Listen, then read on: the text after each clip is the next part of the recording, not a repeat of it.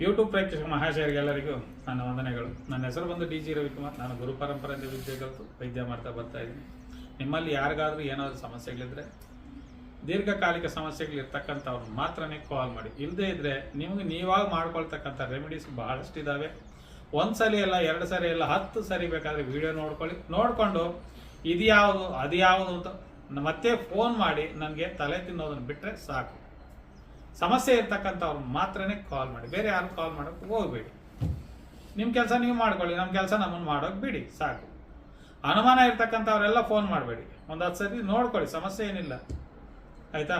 ಇವತ್ತಿನ ವಿಷಯ ಏನಪ್ಪ ಅಂತಂದರೆ ನೋಡಿ, ಮಕ್ಕಳಿಂದ ಹಿಡಿದು ಸಣ್ಣ ಮಕ್ಕಳಿಂದ ಹಿಡಿದು ಅಂದರೆ ಹಾಲು ಕುಡಿಯೋ ಮಕ್ಕಳಿಂದ ಹಿಡಿದು ಸಾಯೋ ಮುದುಕರಿಗೂ ಬರ್ತಕ್ಕಂಥ ಒಂದು ದೊಡ್ಡ ಸಮಸ್ಯೆ ಪಿಡ್ಸ್ ಕಾಯಿಲೆ.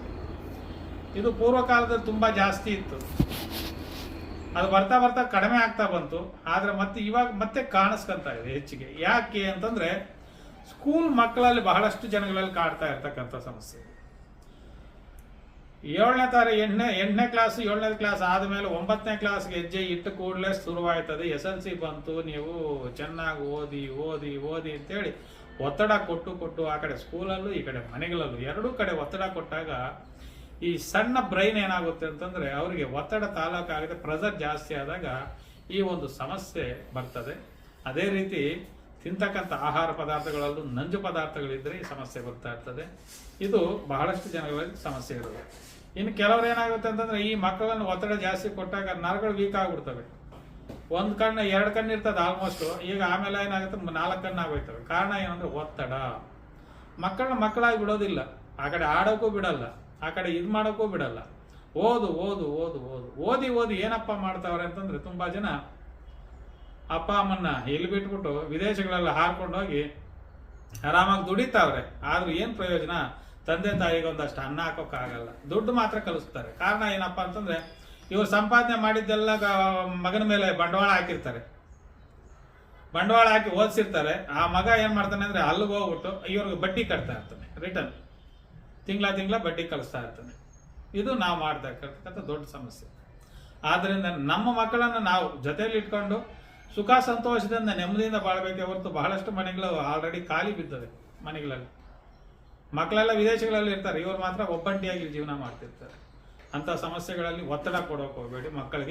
ಮಕ್ಕಳಿಗೆ ಒತ್ತಡ ಕೊಟ್ಟಷ್ಟು ಅವರಿಗೆ ಬ್ರೈನ್ ಶಾರ್ಪ್ ಅನ್ನೋದು ಆಗುತ್ತೆ, ಆದರೆ ನರಗಳು ವೀಕ್ ಆಗ್ತವೆ. ಅದರಿಂದ ಹಲವು ಕಾಯಿಲೆಗಳು ಬರ್ತಿರ್ತವೆ. ಆದ್ದರಿಂದ ಈ ಒತ್ತಡದ ಜೀವನದಲ್ಲಿ ಬರ್ತಕ್ಕಂಥ ಮೊದಲನೇದಾಗಿ ಒಂದು ಕಣ್ಣು ದೃಷ್ಟಿ ಕಮ್ಮಿ ಆಗೋದು, 2ನೇದು ಈ ಪಿಡ್ಸ್ ಅನ್ನೋದು. ಈ ಪಿಡ್ಸ್ ಅನ್ನೋದು ಬಂದಾಗ ಏನಾಗುತ್ತೆ ಅಂತಂದ್ರೆ ಇದ್ದಕ್ಕಿದ್ದಂಗೆ ಎಲ್ಲಿ ಕೂತಿರ್ತಾರೆ ಅಲ್ಲೇ ಕೂತಿರ್ತಾರೆ. ಕೆಲವರು ಸೈಲೆಂಟ್ ಆಗಿ 10 ನಿಮಿಷ 5 ನಿಮಿಷ, ಆಮೇಲೆ ತೇರ್ಗಡೆ ಹಾಕೊಂಡು ಏನಪ್ಪ ಇದು ಎಲ್ಲಿ ಏನಾಯ್ತು ಅಂತ ನೋಡ್ತಾರೆ. ಇದು ಒಂದು. 2ನೇದು ಮೂರ್ಛೆ ಹಂಗೆ ಕೆಳಗೆ ಬಿದ್ದು ಹೋಗಿರ್ತಾರೆ, ಕೈ ಕಾಲು ಎಳೆಯೋದಿಲ್ಲ, ಏನೂ ಇಲ್ಲ. ಇನ್ನು ಕೆಲವ್ರಿಗೆ ಏನಾಗುತ್ತೆ, ಕೈ ಕಾಲು ಎಳೀತಾ ಇರ್ತದೆ, ಈ ಥರ ಟಕ ಟಕ ಟಕ ಟಕ ಅಂತ ಇಳಿತಾ ಇರ್ತದೆ. ಇನ್ನು ಕೆಲವರಿಗೆ ಆ ಥರ ಎಳ್ಕೊಂಡು ಬಾಯಿಂದ ನೊರೆ ಬರ್ತಾ ಇರ್ತದೆ. ಇಂಥ ಸಮಸ್ಯೆ ಸಣ್ಣ ಮಕ್ಕಳಿಂದ ಹಿಡಿದು ದೊಡ್ಡವರವರೆಗೂ ಇದ್ದೇ ಇದೆ. ಆದ್ದರಿಂದ ಇವರು ಶೀತ ಪದಾರ್ಥಗಳನ್ನ ಆದಷ್ಟು ಬಂದ್ ಮಾಡೋದು ತುಂಬಾ ಒಳ್ಳೆಯದು. ಶೀತ ಪದಾರ್ಥಗಳು ಯಾವುದು ತಿನ್ನಂಗಿಲ್ಲ. ಅದೇ ರೀತಿ ನಂಜು ಪದಾರ್ಥಗಳು ತಿನ್ನಂಗಿಲ್ಲ. ನಂಜು ಪದಾರ್ಥ ಏನಪ್ಪ ಅಂತಂದ್ರೆ ಈ ಚಿಕನ್, ಹಸಿಮೆಣಸಿನಕಾಯಿ, ಬದನೆಕಾಯಿ, ಹುಣಸೆಹಣ್ಣು ಇಂಥವೆಲ್ಲ ನಂಜು ಪದಾರ್ಥಗಳು. ಶೀತ ಪದಾರ್ಥಗಳು ಯಾವ್ದಪ್ಪ ಅಂದ್ರೆ ದಂಟಿನ ಸೊಪ್ಪು, ತೊಂಡೆಕಾಯಿ, ಚಪ್ಪರದ ಬದನೆಕಾಯಿ ಇಂಥವೆಲ್ಲ, ಸೇಬೆಕಾಯಿ, ಸೀತಾಫಲ ಇಂಥವೆಲ್ಲ ತಣ್ಣು ಪದಾರ್ಥ, ಇವು ಯಾವುದು ತಿನ್ನಂಗಿಲ್ಲ. ಈ ಥರ ಪಥ್ಯ ಇದ್ದು ನಿಮಗೆ ನೀವಾಗ ಮಾಡ್ಕೊಳ್ತಕ್ಕಂಥ ಒಂದು ರೆಮಿಡಿಯನ್ನ ನಾನು ಇವತ್ತು ಹೇಳ್ತೀನಿ. ಯಾವುದಪ್ಪ ಅಂತಂದ್ರೆ ಮಾವಿನ ಮರದ ಕೊಂಬೆಯಲ್ಲಿ ಒಂದು ಇರುವೆ ಗೂಡು ಕಟ್ತದೆ, ಕೆಂಪಿರುವೆ ಅಂತ ಕರಿತೀವಿ. ಆ ಇರುವೆ ಗೂಡನ್ನ ಏನ್ ಮಾಡ್ಬೇಕಪ್ಪ ಅಂತಂದ್ರೆ ಒಂದು ಪ್ಲಾಸ್ಟಿಕ್ ಕವರ್ ತಗೊಳ್ಳಿ ಅಥವಾ ಚೀಲ ತಗೊಂಡು ಆ ಗೂಡನ್ನ ಹಂಗೆ ಸೇಕರಣೆ ಮಾಡ್ಕೊಳ್ಳಿ. ಇರುವೆಗಳೆಲ್ಲ ಕೆಲವೆಲ್ಲ ಆಚೆ ಹೋಗಿರ್ತವೆ, ಬೆಳಗ್ಗೆ ಆದ್ರೆ ಎದ್ದು ಹೊಂಟೋಗಿರ್ತವೆ.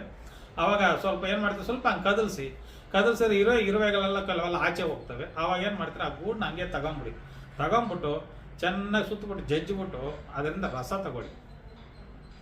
ಅದನ್ನ ಹಿಂಡ್ಕೊಂಡ್ರೆ ರಸ ಬರ್ತದೆ. ಯಾಕಂದ್ರೆ ಒಳಗಡೆ ಗೂಡಲ್ಲಿ ಇರ್ತಕ್ಕಂಥ ಒಂದು ಮೊಟ್ಟೆ ಕೆಲವೆಲ್ಲ ಅಂಶಗಳು ಇರ್ತವೆ, ಅವೆಲ್ಲ ರಸವಾಗಿ ಪರಿವರ್ತನೆ ಆಗಿ ಕೆಳಗಡೆ ಸೋರ್ತದೆ. ಅದನ್ನ ಒಂದು ಬಾಟ್ಲಲ್ಲಿ ಎತ್ತಿಟ್ಕೊಂಡು, ಅಂದ್ರೆ ತುಂಬಾ ದಿನ ಸ್ಟಾಕ್ ಇಟ್ಕೋಬಾರ್ದು. ಆ ಥರ ಬಂದು ಇನ್ನೇನು ಸ್ವಲ್ಪ ದಿನದಲ್ಲಿ 1 ದಿನ 2 ದಿನದಲ್ಲಿ ಕಾಣಿಸ್ಕೊಂತದೆ ಅಂದಾಗ ಮಾತ್ರ ಇದನ್ನ ರೆವಣಿ ಮಾಡ್ಕೋಬೇಕು. ಇಟ್ಕೊಂಡು ಬಂದ ಕೂಡಲೇ ಅಥವಾ ಬರೋಕ್ ಮೊದಲು 1 ಡ್ರಾಪ್ ಬೆಳಗ್ಗೆ ಸಾಯಂಕಾಲ 1 ಡ್ರಾಪ್ ಅಥವಾ ಒಂದು ದಿನಕ್ಕೆ 1 ಟೈಮ್ ಹಾಕಿ ಸಾಕು. ಒಂದೊಂದು ಡ್ರಾಪ್ ಈ ಕಡೆ ಒಂದು ಡ್ರಾಪ್ ಆ ಕಡೆ ಒಂದು ಡ್ರಾಪ್ ಹಿಂಗೆ ತಲೆ ಎತ್ಬಿಟ್ಟು ಒಂದೊಂದು ಡ್ರಾಪ್ ಹಾಕ್ಬಿಟ್ಟು ನಿಧಾನಕ್ಕೆ ಎಳಿಬೇಕು, ಒಂದೇ ಸರಿ ಎಳಿಬಾರ್ದು. ಆ ಥರ ಹಾಕ್ಕೊಂಡು ಬಂದರೆ ಅಥವಾ ಬಂದು ಕೂಡಲೇ ಹಾಕಿದಾಗಲೂ ಆ ಸಮಸ್ಯೆ ನಿಮಗೆ ಬಗೆಹರಿತಾ ಬರ್ತದೆ. ಅದಕ್ಕೆ ಅಕಸ್ಮಾತ್ ಕೆಲವರು ಸಿಗೋದಿಲ್ಲ ಅಂದಾಗ ಸಿಗತಕ್ಕಂಥದ್ದು ಇನ್ನೊಂದು ಹೇಳ್ತೀನಿ, ಕುದುರೆ ಲದ್ದಿ. ಇದು ಕೆಲವು ವಿಡಿಯೋಗಳಲ್ಲಿ ಹೇಳಿದ್ದೀನಿ ಆಲ್ರೆಡಿ. ಇದು ಕುದುರೆ ಲದ್ದಿ ಇದೆಯಲ್ಲ, ಬಿಸಿ ಬಿಸಿ ಹಾಕಿದಾಗ ಏನು ಮಾಡಬೇಕು ಅಂತಂದರೆ, ಅದು ಹಾಕಿದ ಕೂಡಲೇ ಒಂದು ಬಟ್ಟೆಗೆ ಹಾಕಿ ಹಿಂಡ್ಕೊಂಡ್ರೆ ರಸ ಬರುತ್ತೆ. ಆ ರಸನ ಈ ಮೂಗಲ್ಲಿ ಈ ಕಡೆ ಒಂದು ಡ್ರಾಪ್ ಆ ಕಡೆ ಒಂದು ಡ್ರಾಪ್ ಕೊಡ್ತಾ ಇರ್ಬೋದು. ಈ ಥರ ಮಾಡಿದಾಗ ಆ ಒಂದು ಸಮಸ್ಯೆ ನೀವು ಬಗೆಹರಿತದೆ. ಅಕಸ್ಮಾತ್ ನಮ್ಗೆ ಸಿಗೋದಿಲ್ಲ ಅಂತಂದರೆ ಇನ್ನು ಕೆಲವು ವಿಡಿಯೋಗಳಲ್ಲಿ ಹೇಳಿರ್ತೀನಿ, ಕೆಲವು ಮೂಲಿಕೆಗಳು, ಅದನ್ನು ನೋಡ್ಕೊಂಡು ಮಾಡ್ಕೋಬೋದು.